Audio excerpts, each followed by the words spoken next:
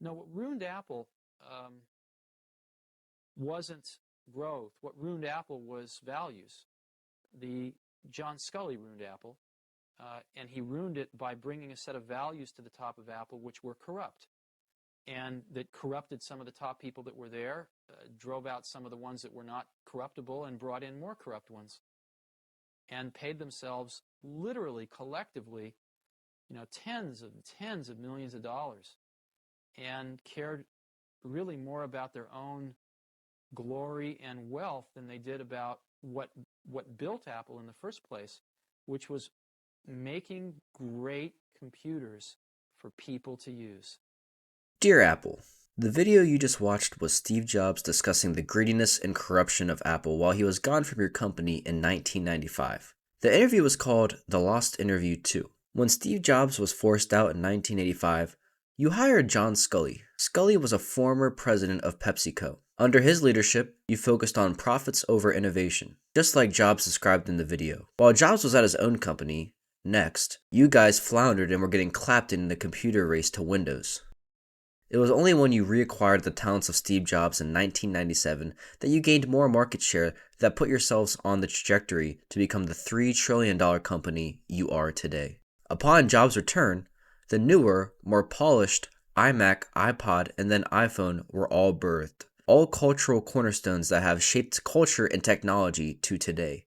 I give you this background to remind you of your former ideology. Steve Jobs, despite his flaws, had a clear vision for the company that he focused on with intense vigor. When he returned as CEO, he slashed the product line down to just 4. He also unified the company under a singular, unified profit and loss structure, which eliminated internal competition. Funding was cut to R&D in non-producing areas, along with thousands of unnecessary jobs. Finally, he received $150 million from Windows, which he used for advertising. He also ensured Microsoft Office would be available on your Macs. Steve Jobs believed if you had a clear vision, you should chase it, full stop. The profits will soon follow. A quote I often think about that frankly can be attributed to many aspects of life is when Jobs said, "If you keep your eye on the profit, you're going to skim on the product. But if you focus on making really good products, then the profits will follow." That is a far cry from today, where you seemingly chase profits rather than a coherent vision. Rather than fixing terrible battery life degradation, bugs that have been around since 2020, overheating, removal of features we never asked to be removed, fragile design glass, and yearly incremental price jumps, you would rather dump billions upon billions of dollars into stock buybacks. It is my belief that Steve Jobs would be rolling in his grave if he knew about the amount of resources that you invested into lobbying state bills that blocked right to repair laws. The amount of legal and financial hurdles that consumers and repair shops have to go through to repair your poorly crafted devices is unfathomable. If you want to impose all these artificial restrictions on consumers, at least make sure your devices are of high quality and durability. In the past 7 years, I've felt obligated to replace 3 iPhones. I've gone through 3 pairs of heinous